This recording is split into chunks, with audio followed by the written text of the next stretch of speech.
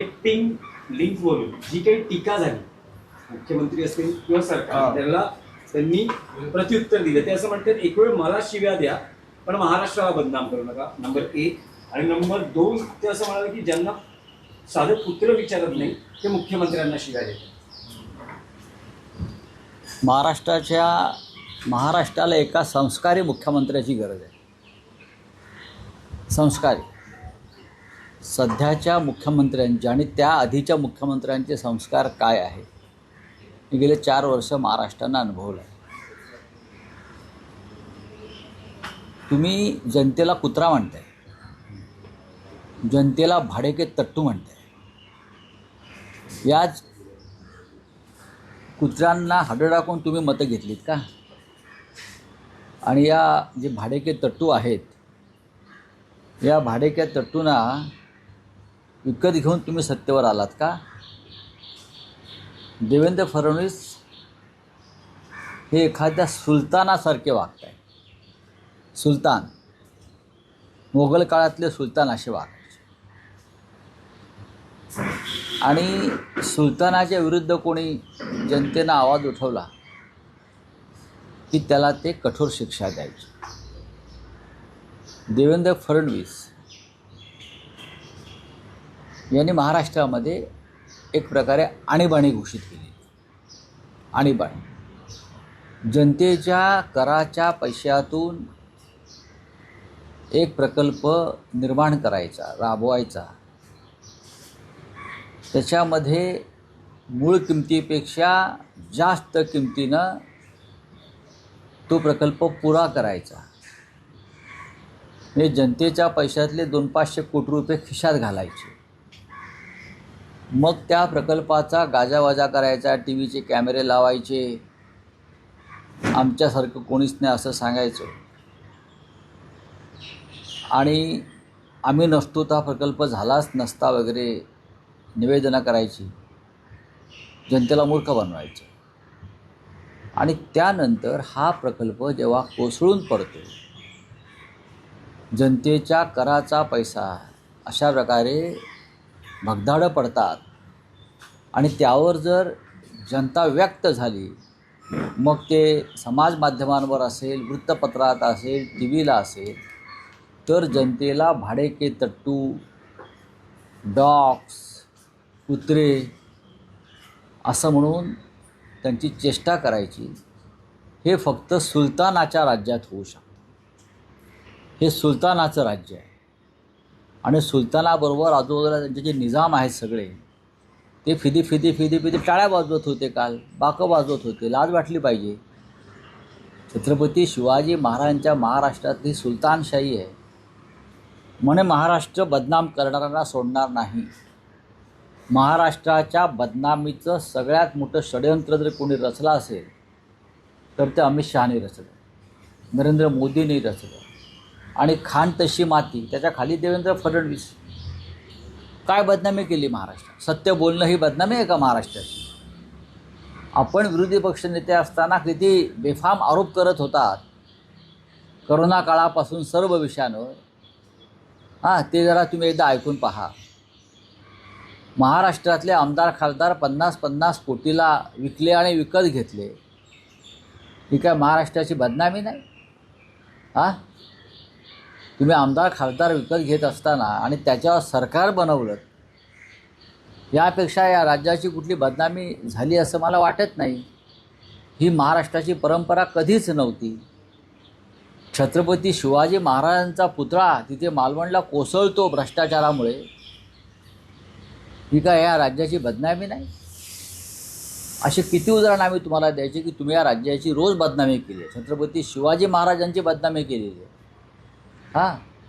तो भगतसिंग कोश्यारी होता ते राज्यपाल, महात्मा फुल्यांपासून शिवाजी महाराजांपर्यंत त्याने जी वक्तव्य केली बदनामीकारक, आणि तुम्ही त्याचं समर्थन करत होतात. शिवरायांच्या बदनामीचं, महात्मा फुल्यांच्या बदनामीचं, डॉक्टर आंबेडकरांच्या बदनामी, जी काय महाराष्ट्राची बदनामी नाही. मिस्टर फडणवीस यांना वैफल्य आलं आहे, फ्रस्ट्रेशन आलेलं आहे, निराश आहेत, ते गोंधळलेले आहेत. आणि त्याच्यामुळे जितके दिवस आपण या महाराष्ट्रात मुख्यमंत्रीपदी राहतो आहे तितके दिवस ते फावडे घेऊन बसलेले आहेत. बस पैसे काढायचे ठेकेदारांकडून. काल ज्या पद्धतीनं त्यांनी महाराष्ट्राच्या जनतेला कुत्रे, भाडेके, तट्टू, पत्रकारांनाही त्याने म्हटलेलं आहे. खरं म्हणजे तुमच्या राज्यामध्ये रोज खून, मारामाऱ्या, हत्या, बलात्कार होत आहेत. ही राज्याची बदनामी नाही का? ही राज्याची बदनामीच आहे ना. विधानसभेत तुम्ही रोज खोटं बोलताय, ही राज्याची बदनामीच आहे. तुमच्या विधानसभा अध्यक्षाला मराठी येत नाही, ही राज्याची बदनामी आहे. तुमच्या विधानसभेमध्ये संविधानाच्या विरोधात जाऊन तुमचे विधानसभा अध्यक्ष निकाल देतात, ही राज्याची बदनामी आहे. अजून काय पाहिजे तुम्हाला? आणि तुमच्या भ्रष्टाचारावर बोट ठेवलं जनतेने तर ती जनता भाडेके तट्टू, ती जनता म्हणजे कुत्र्यासारखी भुंकणारी, ही आणीबाणी उधळून लावली जाईल. नेपोलियन, अलेक्झांडर आणि सिकंदरसुद्धा आले आणि गेले, लक्षात घ्या. कोणताही स्वतःला जगज्जेता म्हणणारा या भूमीवर टिकला नाही. आरएसएसचा इतिहास त्याने वाचूनही लिहिलेला नवीन. खरा इतिहास वाचावा देवेंद्र फडणवीस यांनी. खरा इतिहासाचं पुस्तक त्यांना मी पाठवतो. आणि महाराष्ट्राची जनता ही वाघ आहे, शूर आहे, लक्षात घ्या. आज ती शांत दिसते आहे तुम्हाला. तुमच्यासारखे चोऱ्या माऱ्या करून सत्तेवरती आलेल्या लोकांनी सगळ्यात जास्त या राज्याची बदनामी केली आहे. तुम्ही सरळ मार्गानं सत्तेवर आलेला नाही आहात, ही या राज्याची बदनामी आहे.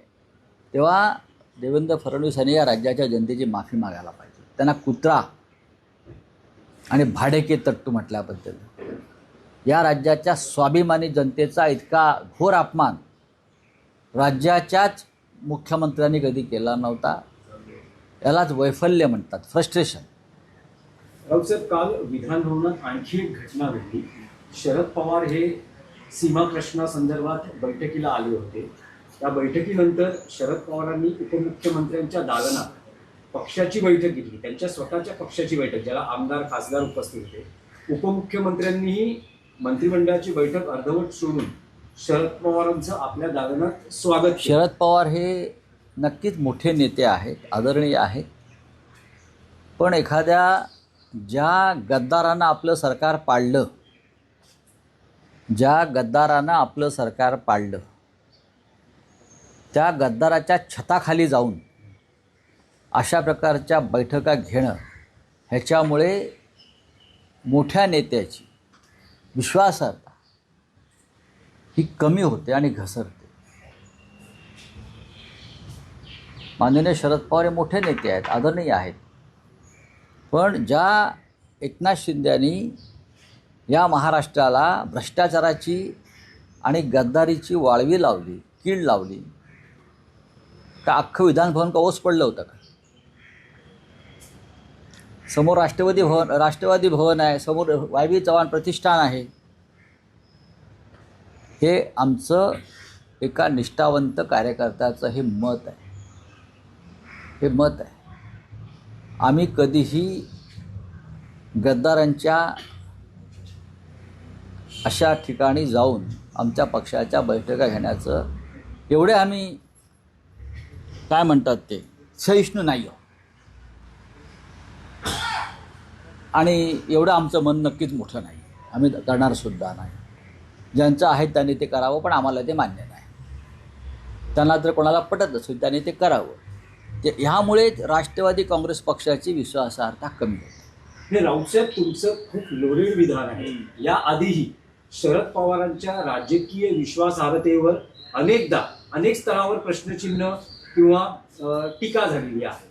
प्रश्न नाही, मला असं विचारायचं, त्यांना पहिल्यांदा म्हणजे तुम्ही त्यांचे इतके निकटवर्ती आहे ना, तुम्ही महाविकास आघाडी सरकार स्थापन करण्यामध्ये पवार आणि तुम्ही होता. बघा, आमचं तुमच्याकडून हे विधान येते म्हणजे नक्कीच तुम्ही स्वतः, तुमचा पक्ष, उद्धव ठाकरे हे काल पवारांनी जी कृती केली त्यामुळे दुखावलेले दिसतात. नाही, सगळेच दुखावलेले असतील. आम्ही जर असतो तर आम्ही अजित पवारच्या दालनात जाऊन आमच्या पक्षाची बैठक घेतली नसती. आणि त्या दृष्टीनं त्यांनी शरद पवारांशी बेईमानी केली, हे आम्ही लक्षात ठेवलं असतं आणि आम्ही ते पथ्य पाळलं असतं, नक्कीच पाळलं असतं. त्याच्यामुळे महाविकास आघाडीतल्या अनेक घटकांनी पथ्य पाळायला पाहिजे.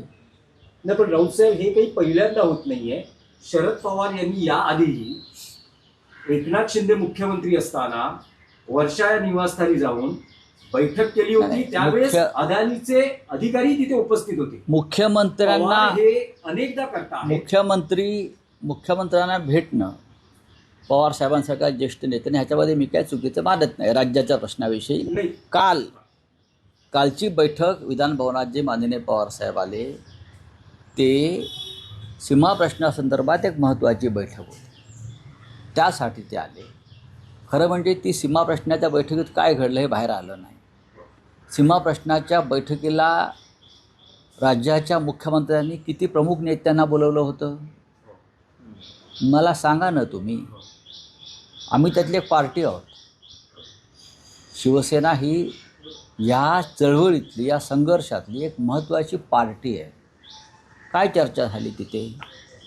आपले वकील का उपस्थित राहत नाहीत सुप्रीम कोर्टामध्ये? किती वर्ष झाली हा खटला प्रलंबित आहे?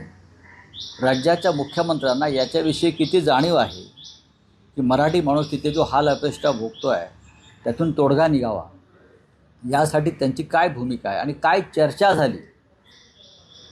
तुम्ही पुढल्या बैठकीला काय तारीख दिलीत आणि परत एक बैठक तारीख घेत आहे का? सीमा प्रश्नाच्या बैठकीपुरतं शरद पवारांचं विधानभवनात येणं आम्ही बघा, त्यांनी काय करावं हा त्यांचा पक्षाचा प्रश्न आहे.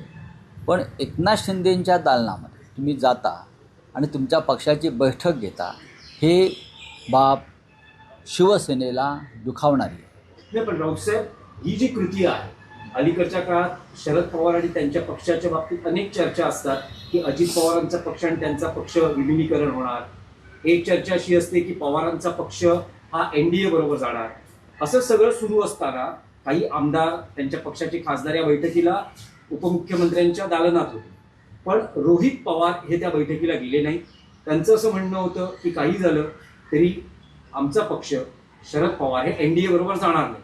पण ही जी कालची कृती आहे पवारांची, तुम्हाला असं वाटतं का ते NDA बरोबर जाणार नाही? हे मी खात्रीनं सांगतो. सामनात तसा मी अग्रलेख पण लिहिलेला आहे. शरद पवारांच्या विचारधारेविषयी शंका घेण्याचं मला कारण नाही. मी त्यांना फार जवळून पाहतो.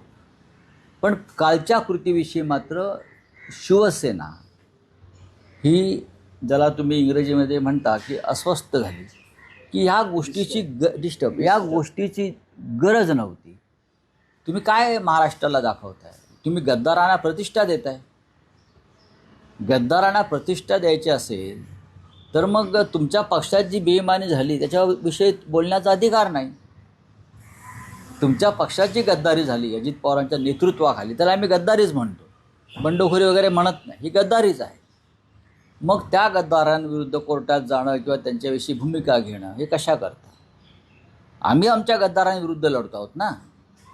आणि तुम्ही त्यांना प्रतिष्ठा कशाला देत आहे? मग कोण आहेत ते? काय यशवंतराव चव्हाण आहेत का? एकनाथ शिंदे म्हणजे यशवंतराव चव्हाण आहेत का, की शंकरराव चव्हाण आहेत का, की वसंतराव दादा पाटील आहेत का, की वसंतराव नाईक आहेत, की विलासराव देशमुख आहेत, की मनोहर जोशी आहेत, की त्यांच्या दालनात जाऊन तुम्ही कोणीही अशा प्रकारचे बैठक? आम्हाला हे मनाला लागलेली गोष्ट आहे. मी जरी त्यांचे आणि माझे संबंध अत्यंत स्नेहाचे आणि प्रेमाचे असले तरी मी माझ्या पक्षाच्या भूमिकेवर ठाम आहे. गद्दारी ही गद्दारी आहे. ममता बॅनर्जींच्या पक्षात झालेल्या गद्दारीवर मी त्याच पेशाने बोलतो. लक्षात घ्या, गद्दारांना माफी नाही तरच ह्या महाराष्ट्राला लागलेली गद्दारीची कीड दूर होईल. जर मोठे नेते गद्दारांना प्रतिष्ठा देत राहिले तर या राज्याची बदनामी होणारच. नाही, पण राऊत साहेब या सगळ्या प्रकरणात तुम्ही म्हणतात तुमचं पक्षाचं मन दुखावलं गेलं आहे. पुढच्या काळात हाच विषय घेऊन शरद पवारांशी तुम्ही बोलणार आहात, 100% चर्चा करणार आहात? माननीय पवार साहेबांशी मी कधीही बोलू शकतो. माझं त्यांच्यावरती प्रेम आहे, त्यांचे माझ्यावरती प्रेम आहे. तरीही हा जो एक विषय आहे हा विषय आमच्यासाठी पक्ष म्हणून गंभीर आहे. हा पक्ष म्हणून गंभीर आहे. आम्ही तुमच्या पक्षातल्या गद्दारांना कधी प्रतिष्ठा देणार नाही. ज्यांनी तुमच्याशी गद्दारी बेईमानी केली आहे आम्ही त्यांच्या दालनात त्यांच्या छताखाली जाऊन आमच्या पक्षाच्या बैठका घेणार नाही हे आत्ता सांगतो. चला. आणखी एक विषय होता सर, तुम्ही काल डॉक्टरांसंदर्भात डॉक्टरांना जी मारहाण झाली, नगरसेवक रमेश म्हात्रे आहेत, त्यांनी स्वतःला रुग्णालयात ऍडमिट करून घेतलेल्या प्रकृती अस्वस्थ्यामुळे त्यांच्यावर गुन्हा देखील दाखल झालेला असून त्यांना रुग्णालयात दाखल करून घेणाऱ्या डॉक्टरांची चौकशी व्हायला पाहिजे. हे जे इस्पितळ आहे बरं का, गुंडांच्या प्रकृत्या बिघडतात, त्यासाठी खोटी सर्टिफिकेट तयार केली जातात आणि मग अटक केलेली असताना त्यांना मग मस्तपैकी एखाद्या 5 स्टार रुग्णालयात ठेवलं जातं. ही परंपरा आहे. डोंबिवली कल्याण भागात हे मोठ्या प्रमाणात चालते. आता हे सर्टिफिकेट जे आहे त्यांच्या आजारपणाचं, हे डॉक्टर श्रीकांत शिंदेनी दिलं आहे का ते पहा. हे कसं काय होऊ शकतं? 8 तासापूर्वी बेफामपणे मारहाण करताना या माणसाची प्रकृती ठणठणीत होती, त्याच्यामध्ये ऊर्जा होती ना. टनाटना उड्या मारत होता टेबलावर, शिव्या घालत होता आणि पोलीस अटक केल्यावर त्याची प्रकृती बिघडते. त्याच्यामुळे ज्या डॉक्टरांनी त्यांना अशा प्रकारचं वैद्यकीय प्रमाणपत्र दिलं आहे त्या डॉक्टरची आणि त्या इस्पितळाची ताबडतोब चौकशी व्हायला पाहिजे, उच्चस्तरीय. हे खोटं प्रमाणपत्र आहे वैद्यकीय. मी आत्ता सांगतो तुम्हाला, काही होत नाही या लोकांना. हे गुंड आहेत सगळे. गुंडांच्या प्रकृत्या कधी बिघडत नाही, ते ठणठणीत असतात. मुख्यमंत्र्यांना जर काय सत्कार्य करायचं असेल तर हे करावं. नाही, पण राऊतसाहेब, या सगळ्या प्रकरणात भाजप मौन बाळगून आहे. उपमुख्यमंत्री एकनाथ शिंदे स्वतः काही या प्रकरणात बोललेले नाहीये. डॉक्टर श्रीकांत शिंदे यांनी या घटनेचा निषेध केलेला. निषेध करून का फायदा? तुमच्या पक्षातल्या गुंडाला जो पोलीस लॉकअपमध्ये असायला पाहिजे, डॉक्टर शिंदे, तो 8 तासामध्ये आजारी पडतो. डॉक्टर त्याला खोटं सर्टिफिकेट आहे, मी तुम्हाला सांगतो, खोटा अहवाल आहे त्याचा. तुम्हाला लॉकअपमध्ये जायचं नाही म्हणून तुमची व्यवस्था ही इस्पितळातल्या छान खोलीमध्ये होते. तिथे गर्दी जाऊन बघा काय त्याच्या लोकांची आहे ती. सकाळीच मला सांगितलं त्यांची पूर्ण 5 स्टार व्यवस्था तिकडे आहे. खरं म्हणजे हे जे डॉक्टर संघटना मार्ड वगैरे आहे ना, त्यांनी ह्याच्यावरती आंदोलन केलं पाहिजे. आता काल तिकडे आदित्य ठाकरे जाऊन आल्यावर ही कारवाई झाली. काल युवा सेनेचे नेते, प्रमुख शिवसेनेचे नेते आमचे आदित्य ठाकरे तिथे गेले. त्यांनी परिचारिका डॉक्टरांशी चर्चा केल्यावरती जो दबाव आला त्यानंतर अटक झाली. ही कागदोपत्री अटक आहे. त्यांना अद्याप खरी अटक झालेली नाही. हा भूलभुलैया है. चला हिंदी में क्या है? 440 करोड़ का टीएमसी का पैसा फ्रीज किया गया, ये राजनीति है, ये कार्रवाई लगी आपको सर? ये राजनीति है. ये राजनीति है. सबसे पहले तो जो पार्टी फंड है उसके ऊपर ताला लगना चाहिए, बीजेपी के फंड के ऊपर. बहुत से ऐसे कंपनीज है, फैक्ट्री है, कॉरपोरेट्स है जिनके ऊपर ईडी ने कार्रवाई की है और उसके बाद वो पैसा चला गया है बीजेपी के खाते में, इलेक्टोरल बॉन्ड में. तो उनकी इंक्वायरी नहीं होगी, पैसा कहाँ से आया. बीफ एक्सपोर्ट करने वाली कंपनी ने लगभग 2000 करोड़ बीजेपी को दिया है. और एक गोवंश सत्ताबंदी की बात करते हैं. तो सबसे पहले अकाउंट अगर फ्रीज करना है, इंक्वायरी करनी है, तो बीजेपी का अकाउंट की इंक्वायरी करनी चाहिए. एकनाथ शिंदे का अकाउंट की फ्रीज करनी चाहिए. लेकिन तृणमूल कांग्रेस का अकाउंट के ऊपर इंक्वायरी हो रही है. ये गलती है. सर, जो राम मंदिर है, राम मंदिर की इसमें जो ट्रस्ट के जो रिसीट है वो फर्जी पाया गया. क्या ये ठगी का मामला हो सकता है? पूरा फर्जी है. नहीं, ठगी है, लेकिन असली ठग तो बाहर है. SIT के रिपोर्ट में उनका नाम तक नहीं है, चंपत राय का, गोपाल राव का, अनिल मिश्रा का नाम ही नहीं है ना. तो इंक्वायरी छोटे छोटे मछली को पकड़ लिया. डुप्लीकेट रिसीट बुक्स है, सब कुछ है. पैसा कहाँ गया सबको पता है.